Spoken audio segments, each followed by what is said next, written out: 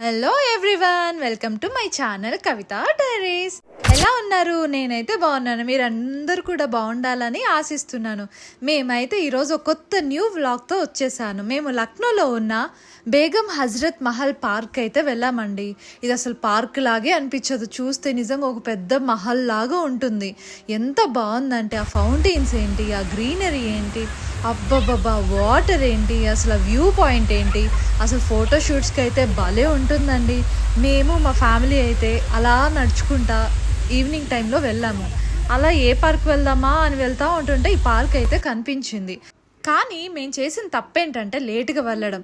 ఈ పార్క్కి రావాలంటే మాత్రం ఈవినింగ్ 4 o'clockకే వచ్చేయాలి. ఫ్యామిలీ స్పెండ్ చేయడానికి అయితే ద బెస్ట్ ప్లేస్ అండి ఇది. పిల్లలు ఆడుకోవడానికి కానీ, ఫ్యామిలీ ఏదైనా రోజంతా స్పెండ్ చేయడానికి కానీ ఈ ప్లేస్ అయితే చాలా బాగుంటుంది. ఈ పార్క్ గురించి అయితే నాకు కొన్ని విషయాలు మాత్రమే తెలుసు, అవి నేను మీతో షేర్ చేసుకుంటాను.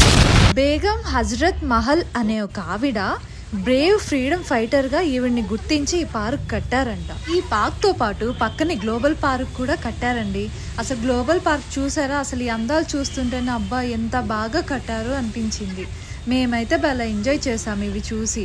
ఇది ఒక థీమ్ పార్క్ కూడా. బేగం హజరత్ మహల్ ఎవరో కాదండి, ఈ ప్లేస్కి చివరి రాజు భార్య. 1856లో బ్రిటిష్ వాళ్ళు ఈ ప్లేస్ని ఆక్రమించుకుందాం అనుకున్నారంట.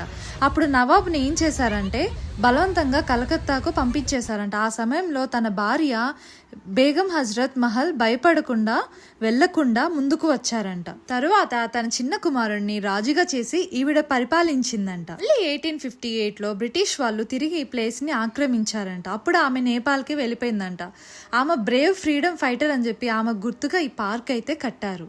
ఇక్కడైతే పిల్లలు ఆడుకోవడానికి కూడా ఎన్ని ఉన్నాయో, స్లైడ్స్ ఉన్నాయి, స్వింగ్స్ ఉన్నాయి, హ్యాంగింగ్స్ ఉన్నాయి.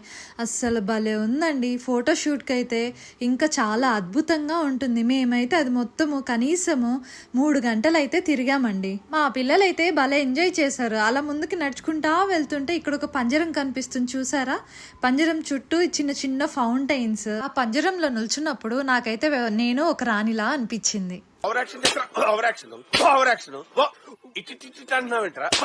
యాక్షన్ కాదండి, నిజంగానే అలా అనిపించింది. ఇంద్రలోకంలో ఉన్నట్టు అనిపించింది నాకైతే అలా నడుస్తూ వెళ్తుంటే. మేమైతే ఫుల్గా ఎంజాయ్ చేసాం. సంస్కృతంలో అయోధ్య అంటే గెలవలేని నగరం. తర్వాత నెమ్మదిగా అవధ్గా మారింది. అవధ ఇప్పుడు లక్నోగా చివరిగా పేరు మారింది. ఆ కాలంలో నవాబు ఉన్నప్పుడైతే లక్నో పెద్ద వైభవాన్ని చూసిందంట. నాకైతే ఈ ఫౌంటైన్ చూస్తే అలాగే అనిపించింది. నిజంగా ఆ బ్రేవ్ ఫ్రీడమ్ ఫైటర్కి తన స్మరణగా ఈ పార్క్ అనేది కట్టారు. అసలు ఎంత బాగుంది కదా చూస్తుంటే. అలాంటి ప్లేసు మీరు ఎక్కడైనా చూసినట్లయితే కమెంట్ చేయండి. ఈ వీడియో మీకు నచ్చినట్లయితే సబ్స్క్రైబ్, లైక్ అండ్ కమెంట్ చేయండి. Thank you.